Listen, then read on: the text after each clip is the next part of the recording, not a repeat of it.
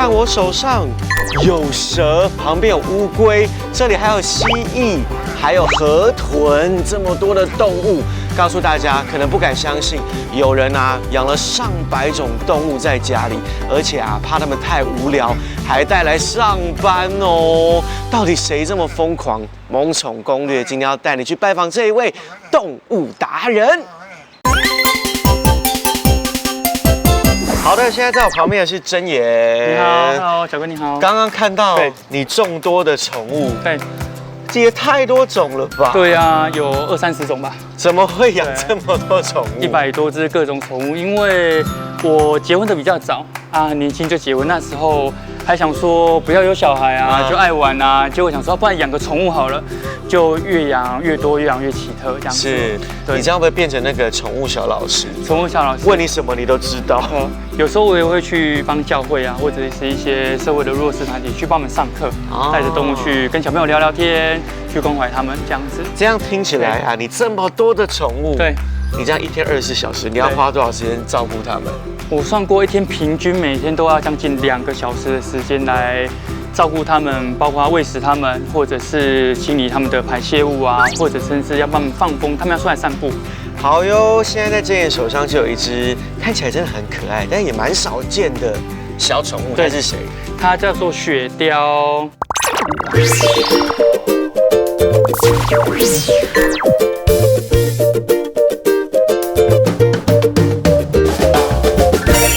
好可爱哦，好像那个卡通人物，有没有？对，没错。怎么会想要养？它是从哪里来？大概几岁了？它原产地是在欧洲，在比较寒冷的地方。它现在已经3岁，快4岁了。哦，对，可以活多久啊？它大概7、8年的寿命养得好，应该8、9年没问题。我看到好像能格格。对啊，比较随便你把玩。它的筋骨非常的能 Q， 对，非常能 Q。它怎么看起来好像很淡定，这样就让你这样折来折去哦。他们平常一天基本上24小时有14、15个小时都在睡觉，一睡就叫不起来了。可是当他们一睡醒，大概2个小时吧，2个小时内就像尽量电池一样，会非常的疯狂，一直玩，一直玩。他们饲养的时候，建议不要超过30度，超过30度他们可能就会比较不舒服，这样子。哦，那台湾其实一般室温不适合哦。如果可以的话，把它们养在比如说家里比较阴凉的房间，或者是开冷气、吹电风扇都可以。对，就是让它们舒服。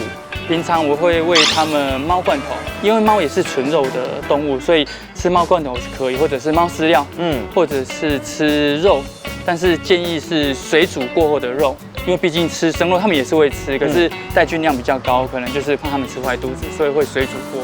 它跟猫猫狗狗一样，猫猫狗狗有猫猫狗狗的体味，对，它也有一个就叫做貂味，是对它们的体味比较重，所以平常我大概1个礼拜至少要帮它们洗个2次澡，是，对，然后再就是它们有臭腺，很特殊，大家应该听过一种动物叫臭鼬，我知道，臭鼬就是会喷臭腺，它们也有，它们在危急的时候或者是生气打架的时候，他们会喷臭腺。可以训练他们尿尿吗？没问题，他们非常的聪明。他们会在定点尿尿，所以可以跟猫一样弄一盆猫砂放在厕所的角落。是，他们想上厕所的时候是直接会跑去厕所，然后在猫砂里面尿尿上厕所。可以训练他们，对，固定在一个地方上厕所，对，他们很聪明。好，那雪貂它可以跟其他动物养在一起吗？那么多宠物。对，它们其实是可以的，跟猫狗没有问题。可是比如说，它们毕竟是食物链的中上层，可能跟兔子或者是家里有养仓鼠、小老鼠之类的就不适合。对，就是放风的时候、玩的时候要分开。对，要特别注意，它可能不是故意的。对，它不是故意的，但是好奇哦。对，它就是会对方就没有动了。对，会这样子吧？对，他们就是会比较再懒，对，就会想跟他们玩。但是跟猫狗没有问题，因为猫狗毕竟。还不至于说被他们弄受伤。是，对。好了，你还是乖乖的待在你自己的那个 VIP 冷气房就好了哦。我是爱玩又出名的雪貂，拥有无止境的好奇心和冒险精神。醒着的时候啊，冲劲十足。不多说了，我要去探险了。现在在真言手上呢，有一只看起来是很厉害的宠物哦。它是谁？它是红南美西，它的名字叫做肉肉。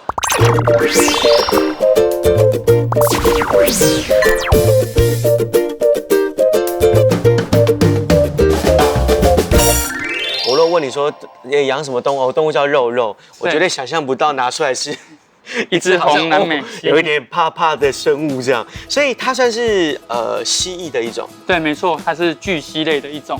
大概可以长多大？它大概可以长到130公分至140公分左右。所以肉肉现在算，肉肉现在已经110公分，快120公分了。那它现在几岁？它大概3岁多。哦，我看它好像就是也是蛮好动的。对，它非常的好动。所以肉肉啊，除了它这边肉肉的很可爱之外，像这样的巨蜥，它有什么样的特色？它有什么特色？就是它的颜色，你们看它的颜色非常的红。因为阿根廷南美蜥它有2种亚种，一种是阿根廷黑白南美蜥，全身是黑白色的，是。然后它是另外一个亚种红南美蜥，它就呈现非常漂亮的红色，这就是它的迷人之处。对。然后还有它的尾巴，它们的巨蜥的尾巴都非常的有力。对啊，看起来啪啪。对，很像鞭子一样，有一种攻击敌人的感觉。对，它是他们的武器之一，算是他们防御的对攻击的武器之一。对不对？对，没错，他们的尾巴非常的有力。那平常吃什么？他们其实是杂食性的，但是我大部分让它吃肉食居多，然后现在有喂老鼠，还有猫罐头。吃猫罐头？对，因为猫也是肉食性动物啊，所以猫的罐头也是用肉制品，所以他们也会吃猫罐头。所以如果就是也想要养巨蜥的朋友的话，他在饲养上面会不会有什么要注意的地方？要注意的地方可能就是温度方面。因为只要是爬虫类，它们毕竟是变温动物，它们没有恒温系统，它们人类不一样，所以现在环境的温度是几度，它们就会跟着是几度，然后它们20度以下可能就不适合，因为它今天吃完了东西以后，它需要有外来的热能帮助它消化，对，所以要养的话，它们吃完以后要帮我们开加温灯或者是加温垫，提高它们温度，帮助它们的消化。它是需要晒晒太阳啊，然后让自己骨骼强壮。有跟我们人类一样，就是要活就要动。平常会带他们去户外晒晒太阳，然后让他们动一动这样子。假日的时候会开着货车，把我所有的动物100多只，然后摆出来，让小朋友们来看。小朋友就是觉得说很特别，然后妈妈其实会觉得说怎么有这么特别的动物这样子。是，对，就是出来让大家认识。跟大家介绍我的好朋友。黑猴巨蜥，我们虽然看起来很凶猛，但是请相信，我们都是面恶心善的好孩子。下回看到我们在逛大街，别再惊声尖叫哦。像现在真也在上班啊，对，你怎么可以带这么多动物来？因为我的工作我是需要常常出差，可能一次出差就连续半个月或是1个礼拜。我不在了，他们在家里就难免孤单嘛，很无聊。对啊，其实是没有人照顾他们啦。所以我就想说，那我上班我就把他们带来公司，就请同事帮我照顾，然后小朋友来也可以看看动物们这样子，互相照应，互相照顾，不然在家也很孤单。对啊，没错。所以如果也想要跟你一样，对，饲养这些比较特别的宠物或动物的话，你会不会给他们一些真挚的建议？评估自己的经济能力和环境，不要觉得说一时冲动好奇就去买来购养，可是发现说自己可能没有能力照顾它，就会出现弃养的状况，这样真的是很不太好，这样子。要负责任。对，要负责任。重点是，如果你想要养的话，第一件事就是要想清楚，对，跟有没有这个经济能力，对，还有没有办法照顾它一辈子，对不对？对，没错。哇，他们在你身边很幸福哦，也谢谢你的建议，好吗？谢谢真言，谢谢。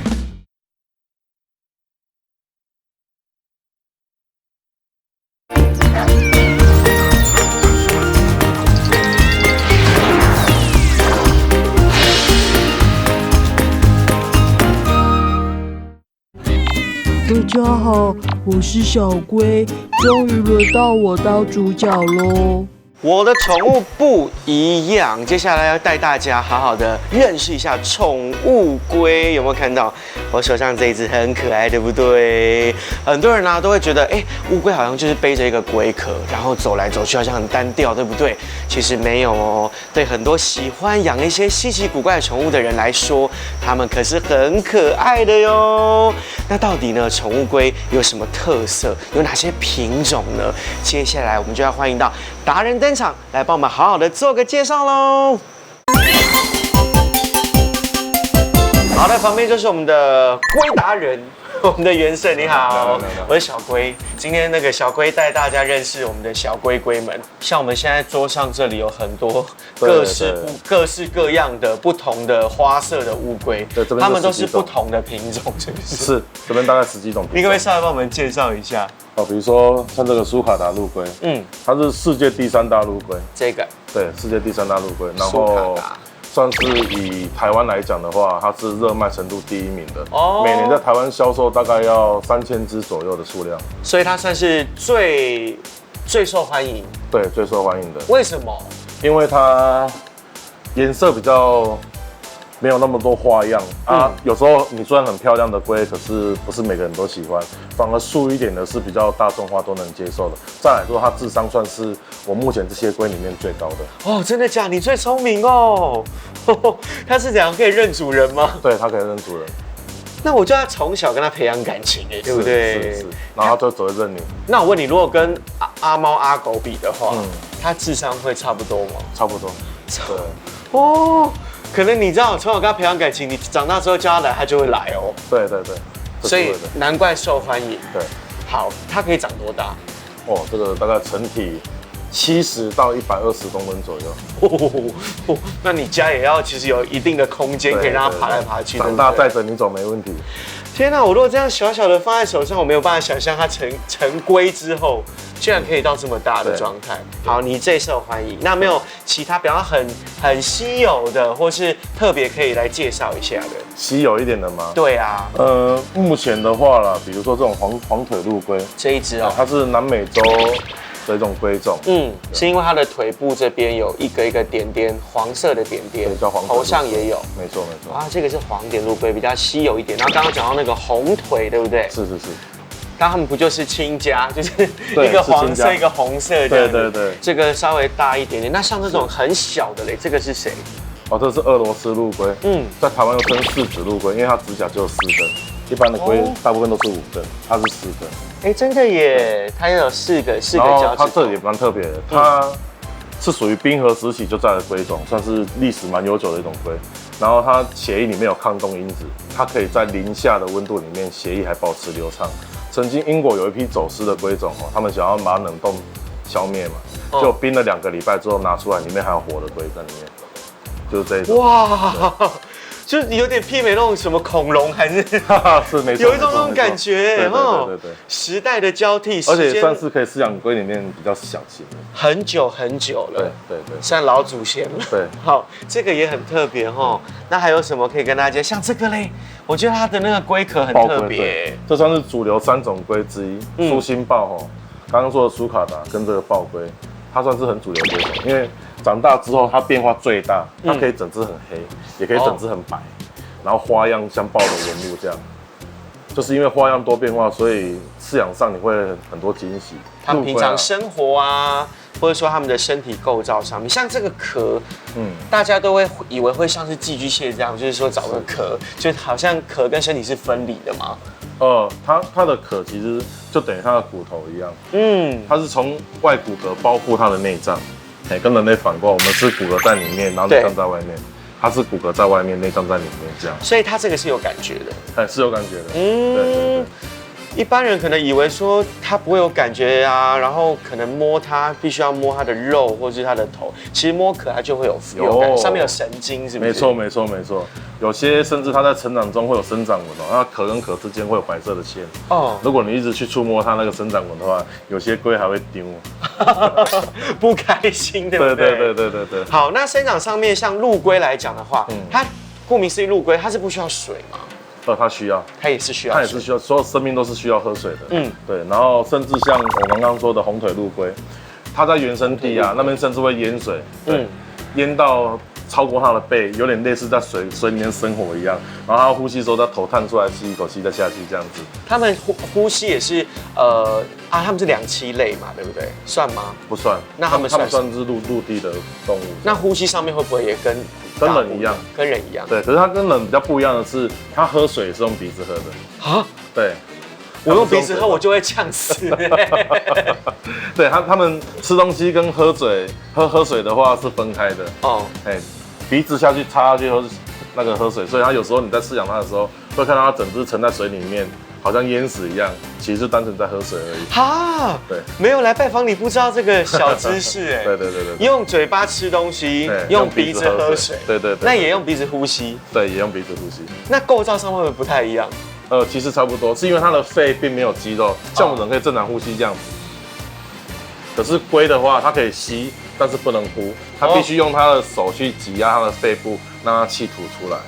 哦，所以构造上面就不同了。对，没错。好，那习性上嘞，它喜欢有伙伴一起住吗？还是说它需要群居型的动物？它们甚至会像小母鸡带小鸡一样，它们龟也是会大只龟带小只龟，然后就整群一起走这样子。我印象中好像会看到那种龟会这样叠在一起。主要是因为它们第一是群居挤在一起，越挤越深，然后就叠高，然后再来就是因为晒太阳。有时候阳光在强烈在照的时候，它们为了抢太阳，就会一直叠上去。哦，我要晒。对，大家就想一直往上。没错。原来是这样子哦。好啦，乌龟你如果认真养啊，仔细观察，也会看到很多不同的习性。是。但是呢，如果要养乌龟，其实也需要给它们一个好的生活环境，对不对？没错。所以等一下就要有请我们的达人帮我们来介绍一下，想养乌龟的话，到底要具备什么样的环境呢？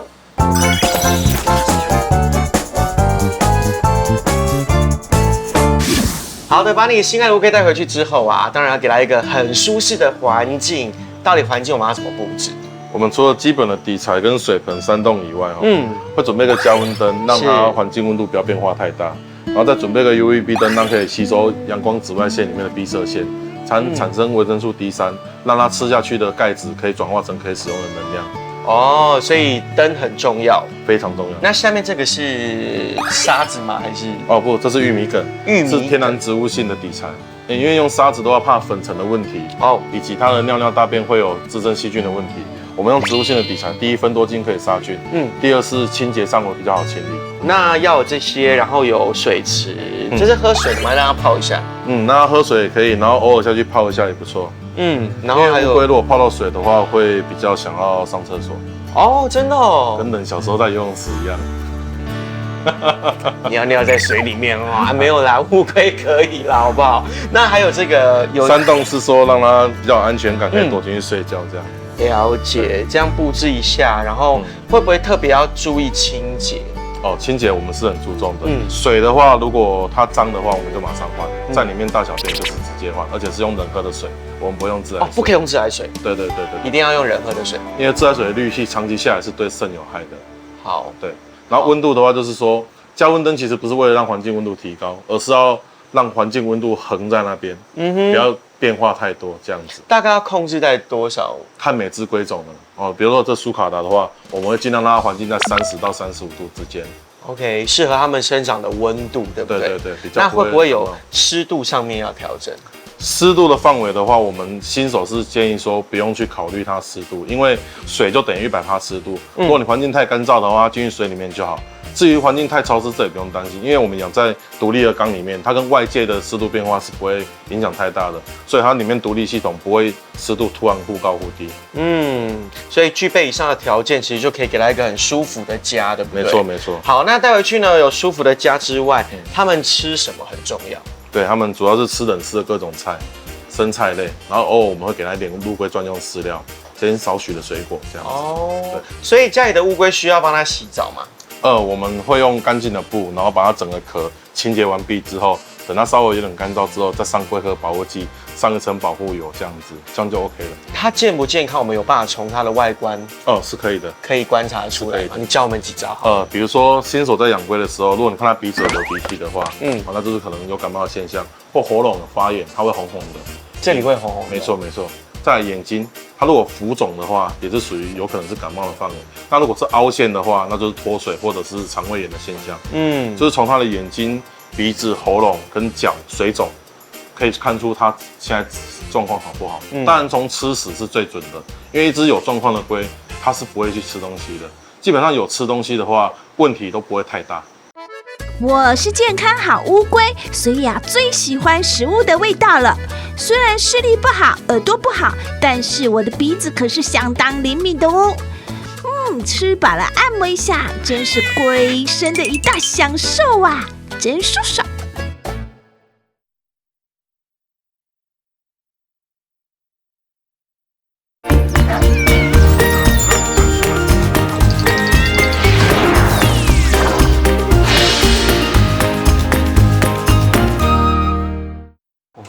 什么哈？哎，有果冻哎，哦，好像有2种口味哦，多拿一点好了，刚好肚子很饿，应该可以吃啊哦。等等，它不是给你吃的，这不是给我吃的哦，果冻啊，很小气耶，为什么不能吃？因为是给锹形虫吃的。来者何人？竟然妄想要偷吃我的点心，看我大鳄的厉害！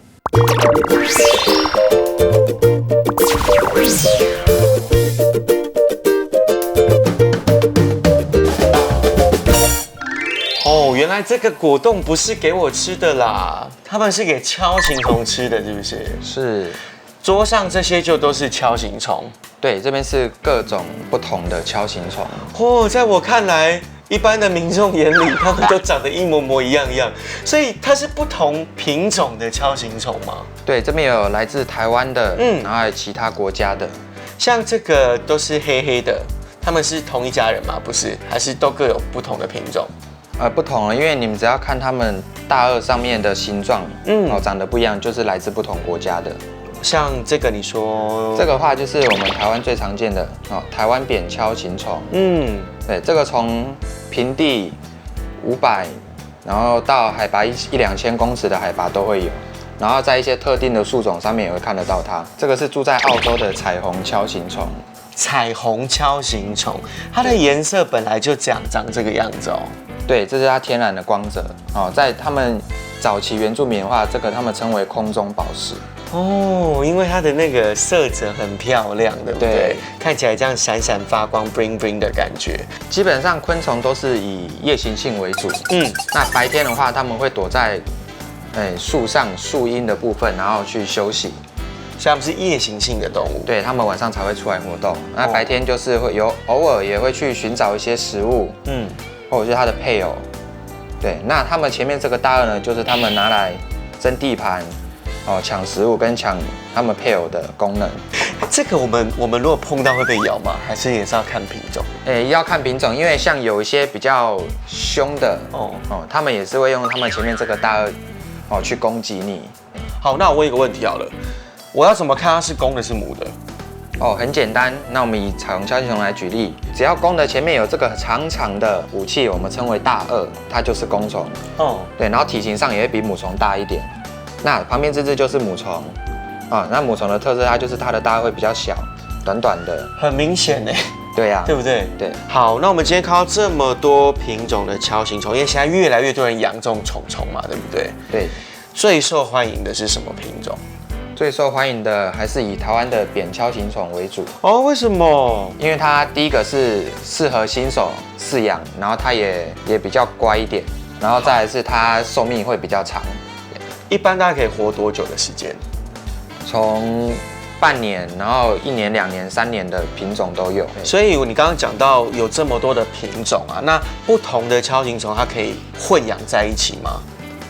不建议混养，因为他们像我们刚刚讲的公虫的这个大鳄，那万一他们混养在一起的话，他们会打架。对，所以还是适合一个箱子1只锹形虫就好，对不对？对，避免你的心爱的宠物受伤。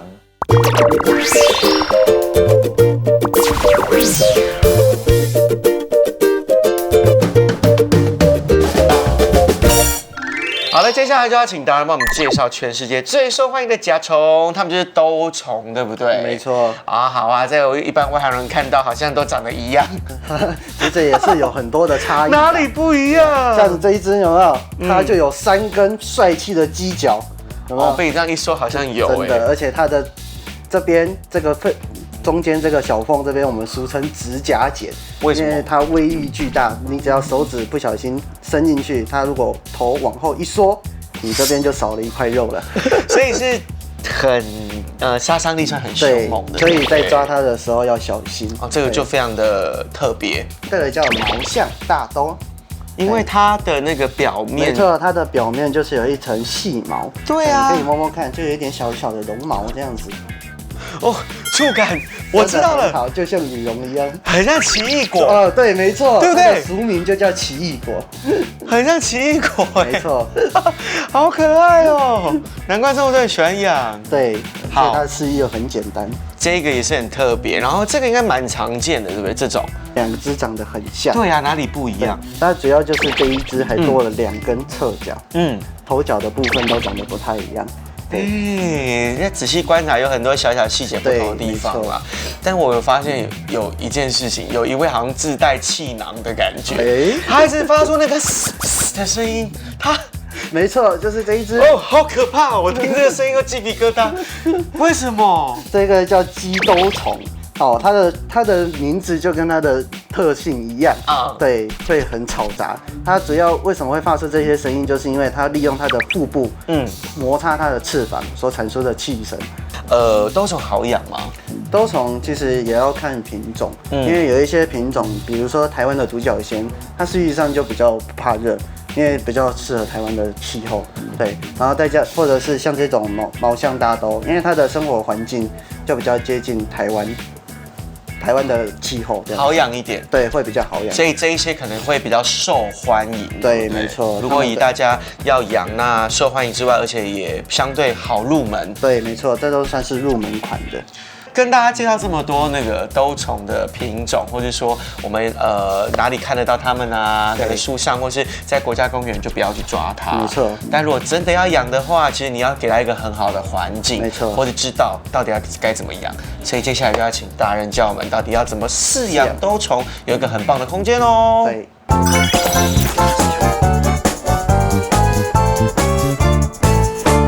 达人要教我怎么布置兜虫的家，可是为什么又让我看到一开始的果冻，阿丽亚白花甲不给我吃，然后又要摆在这边，这到底是什么意思？就是为了让他吃的啊，给他吃的啦。没错，就是要给他吃的。不要跟兜虫抢，好不好？不要跟他抢了。想吃果冻自己去买就好，还要跟兜虫抢。这些是他们吃的食物，对。是有不同口味，是不是？对，这个颜色不一样的就是口味不同的。哦，很幸福哎，还有果冻可以吃。一般要放多少的量？以看品种而定。如果像一些比较会吃的，像比如说刚刚介绍到的毛象大兜，它一天就要吃到3颗果冻。这里面内容物是什么？内容物一般就是水、黑糖或是香蕉之类的。然后还有一些氨基酸啊、维生素这样子。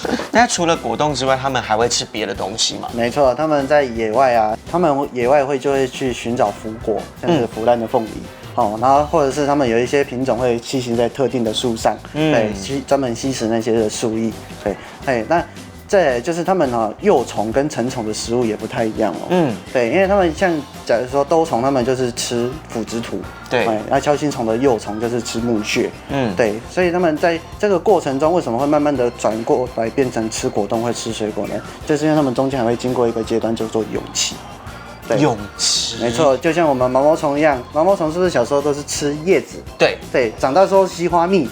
哦，对耶，没错，因为他们就是在蛹期这个阶段发生了变化，对，那他们的食物的特性也会跟着改变，这样子，对，这个过程就叫做完全的变态。哦，有学到一课哦，就像我们养蚕宝宝一样啊，对不对？它是会有那个结蛹的时间，然后就打开之后，就完全变不一样了，都变成蛾了这样子。原来如此，对，因为我知道他们幼虫好像跟现在是完全长得完全是两回事的，对。了解，又学到一个很重要的知识哦。好，那你要准备好有果冻给它吃之外，当然最重要的是要给一个很舒适的家住啊。没错，这些就是它一定要有的完整的设备。对，来我跟你介绍一下。首先就是要有一个宠物箱，对，这个箱子要来装它用的。好，再来就是要铺这个水台。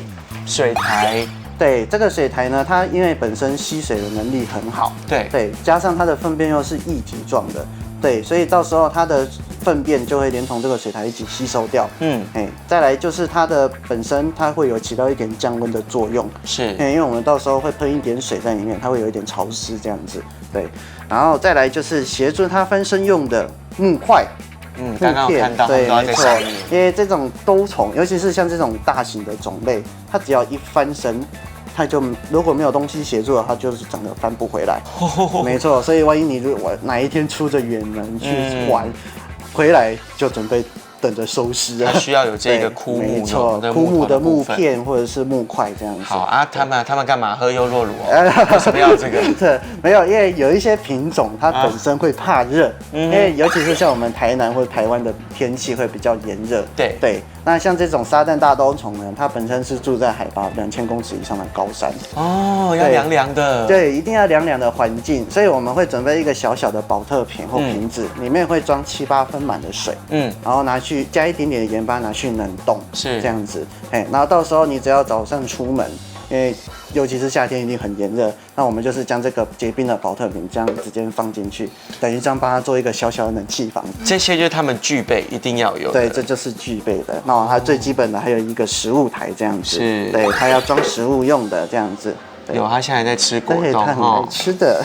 好，这样的一个环境就可以你自己在家可以好好的养这些兜虫，或是我们的这个甲虫。没错。好，那我问一件事情，它们长得这么漂亮，那大概可以活多久时间？哦，其实看它们要看品种而定，而且你的环境还有温度也会造成它寿命的不同。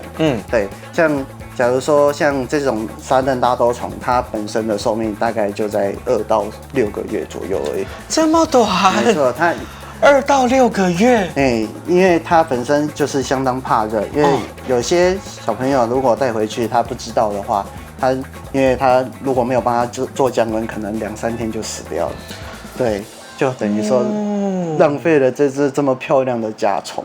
啊，那如果它就是真的就是拜拜了怎么办？哦，那我们就是可以帮他做成标本，对，就是至少在他死亡之后，你还能做一个留念，这样子，你可以把它当做永恒的纪念，或者说把它摆着在家里面，其实都像装饰品一样，很像艺术品、艺术创作的感觉哦。有你看近几年这样子养兜虫或是养独角仙的人越来越多，没错。所以萌宠呢，除了大家一般常见的猫猫狗狗啊、兔子啊之外呢，我觉得甲虫跟兜虫也会是很不错的选择哦，是不是？没错。谢谢你的介绍，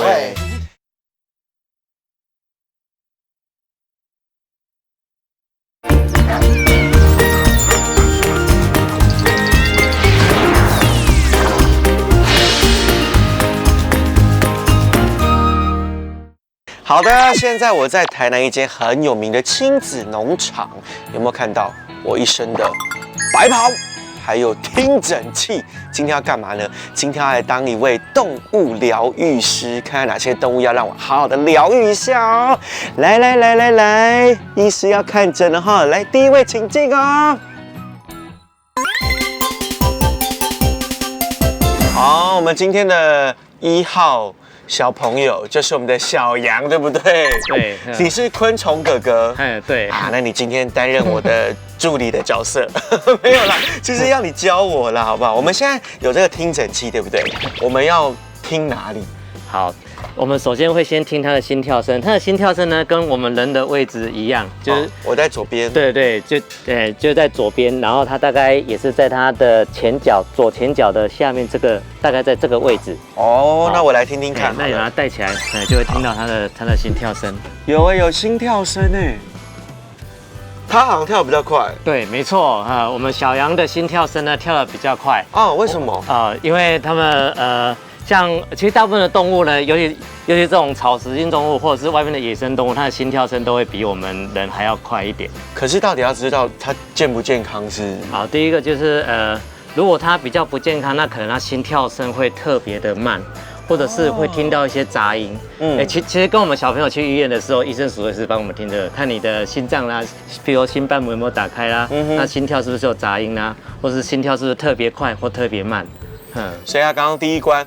OK 哦，很健康。那我们心脏听完之后要听什么？再我们要听它肠胃蠕动的声音，因为呢，那个草食性动物呢，它们呢必须要很好的肠胃，它才可以健康，才会长得大。好，所以呢，我们可以要听一下它肠胃的声音，就在它肚子的地方。其实就是非常的安静，是对的吗？对，它有一种，也不是说安静，就是说有一种好像很缓慢。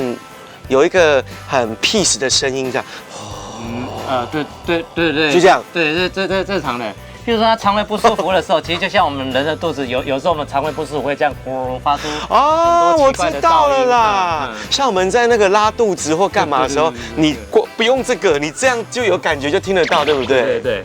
哦，所以刚刚那样是正常的。对。那2-3秒我有一种好像时间静止的感觉，所以它这样代表肠胃是健康的，对不对？哦，所以呢，我们听了他的心脏，听了他的肚子，这个声音都是 OK 的，代表是健康的宝宝，对吧？对。好哟，这一位通过了我们的考验，来下一位。好的，我的听诊2号来了，听说是要帮牛来疗愈他们，可是他们现在一直在吃我的衣服，我一直被扯过来，他们到底在干嘛？哦，他们想要跟我们要东西吃哈。哦，所以他会用头一直顶我们，一直扯我们的衣服。天哪，好像我家的猫，我就是会一直磨蹭你这样，只是说它们体型比较大一点点。但我们今天不听诊，今天要做什么？好，我们我们要来认识这几只牛。那像我们这个牛呢，我们看一下它这么大一只，对，那其实它只有7个月大而已。好，什么？从小牛就可以长到这么大？它们才7个月？对，所以其实它们现在还是会喝牛奶的。对。那如果它们成牛的时候会再更大？好，大概会再大个1/4出来，然后会更高，大概会到这么高啊，都快比我高了。天哪，那个我们常常在喝牛奶，可不知道乳牛居然7个月就已经长这么大了吼。那牛它虽然这么大只，但是它吃东西呢，它不会只用牙齿咬，所以我们都可以很放心的呢，把食物放在手上给它吃，因为它会用舌头出来吃啊。真的哦，我看一下，来这边有，它是这样，有很像这样伸出来，然后把食物卷进去。对，我有点太身临其境了，它刚刚就在我这里。哦，所以他们是用舌头卷啊，对不对？所以不用担心被它咬到。哦，像我们这样喂，其实应该是不够吧？它这么大哎，它每天大概要吃每只牛大概要吃1整个水桶的饲料。哇！然后每天还要加上新鲜的料跟干的稻草。所以光刚刚的红萝卜是不够的。牛它们都吃，它们主要还是吃草，因为草的纤维非常的长。所以呢，我们牛会有4个胃去轮流处理这些草。对。那它吃饱之后呢，它休息的时候呢，我们会常常看它好像随时都在吃东西。即使饲料槽已经没东西了，那主要是他们会把胃里面还没完全消化的一些再吐出来吃，再吐出来，再重新咀嚼一次。然后再重新。原来是这样子。好了，你看7个月长这么大，所以小朋友要多喝牛奶哦，好吗？好的，接下来我们要做什么？好，接下来呢，我们要来帮兔子梳毛。来，那这条毛巾先给你哦。好，我们要平铺在膝盖上哦。要先铺毛巾，要铺好，对，而且要坐好。还有大腿呢要并拢，好，大腿并拢，然后要坐正。好，然后再来是梳子，好。那我们拿到梳子之后呢，我们不能马上帮它梳毛，这样兔子呢它会很害怕，它会很紧张。这时候呢，我们要先来安抚兔子。好，那我们怎么安抚兔子呢？来，首先呢，我们要伸出你的手指头然后先抠它的头，对，然后揉它的小耳朵。那我们要先慢慢的让兔子放松好，先让它放松，然后再捂住它的眼睛，然后慢慢的往后摸，对，好，那这时候兔子呢，你会感觉到兔子慢慢的放松。那这时候呢，我们人自己要跟着放松，从后往前梳呢。会很像在拉扯兔子的头发，它会很痛，好，所以我们一定要从前往后梳，这样是顺毛的方向梳。要顺着它的毛发。对，然后梳的时候呢，我们不要单手梳，要一只手安抚它，帮它梳毛，安抚它，帮它梳毛，好，这样它才会静静的让我们梳毛。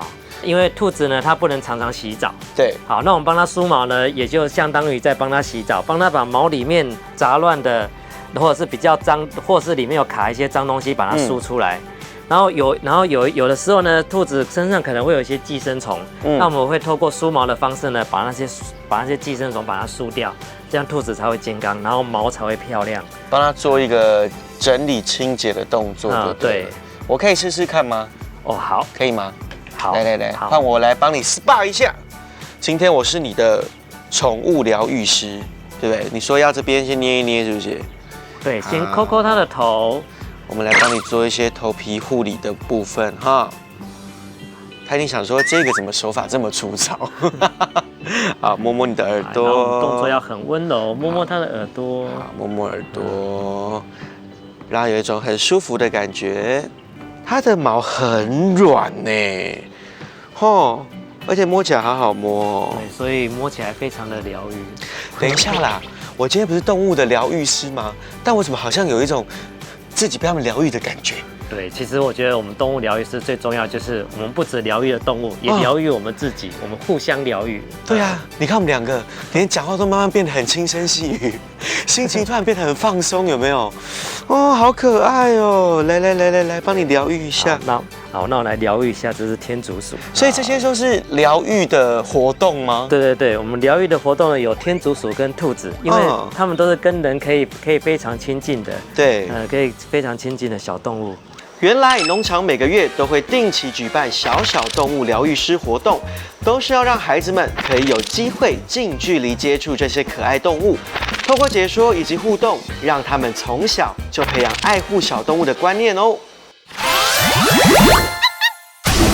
昆虫哥哥好像有一个那个神秘的大礼要赠予给我吗？昆虫哥哥，你要给我什么神秘的东西？这个来，我看一下。鸡粒是，好，它是一个鸵鸟蛋。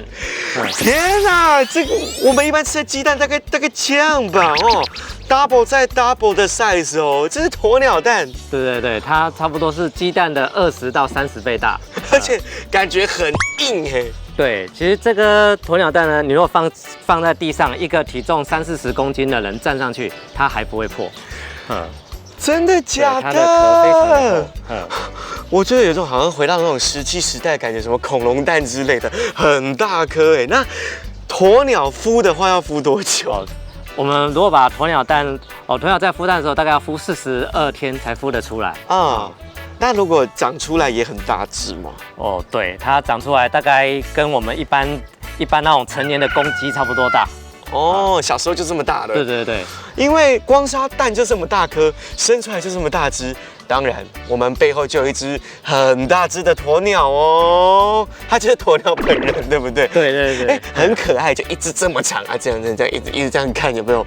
哦，很高追耶。所以鸵鸟啊，它有一些特性嘛，因为其实我们一般应该不是这么容易看到它们，对不对？对，其实我们最常提到鸵鸟，都会常讲到叫做鸵鸟心态。哦，对呀，就是我们遇到什么不想解决的事情，会跟鸵鸟一样把头埋在沙子里面。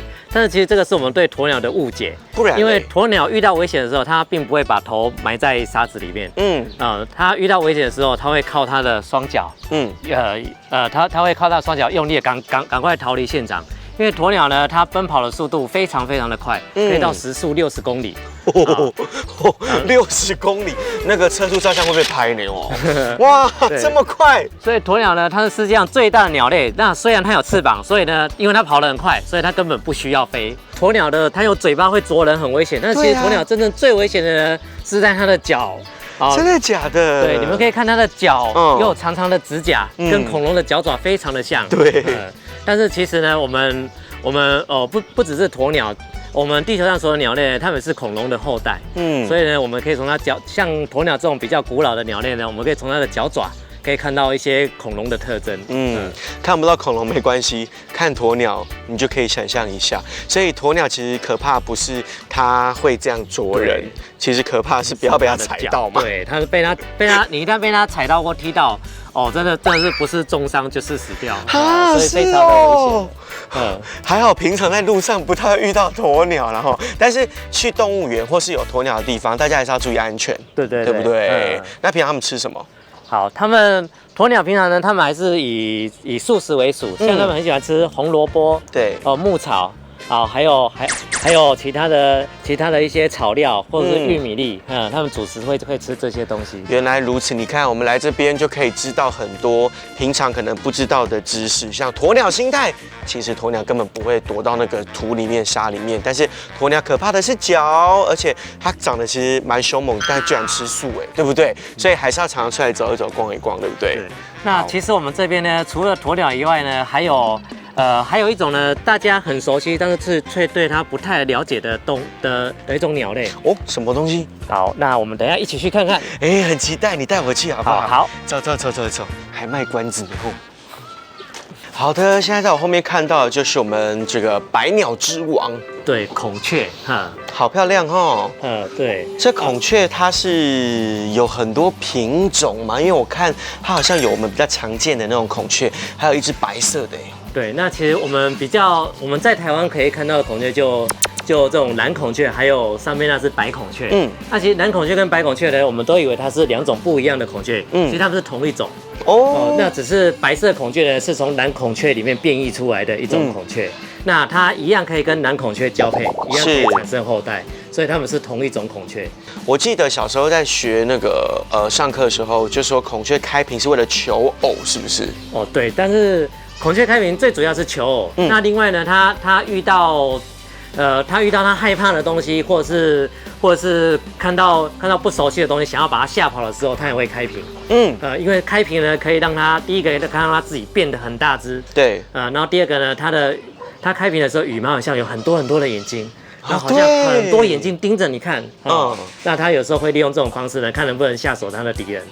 原来如此，除了求偶之外，其实有一种威吓的动作，对不对？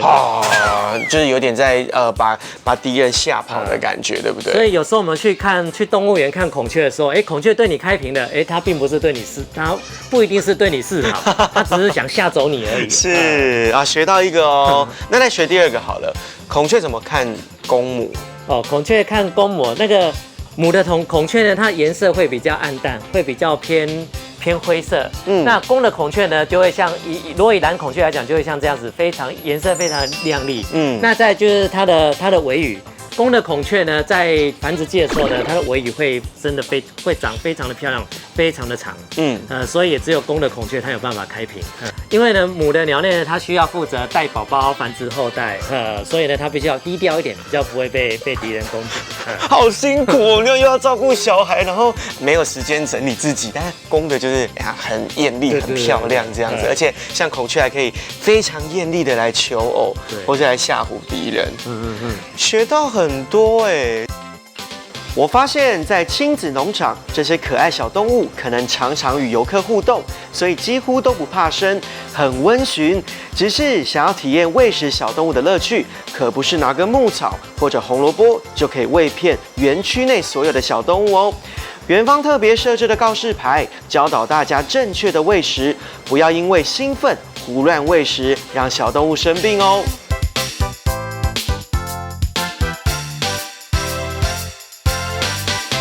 萌宠攻略从开播到现在呢，介绍了很多很可爱的小动物，还有很凶猛的动物，让大家认识，而且邀请了很多的动物达人，告诉大家最正确的观念。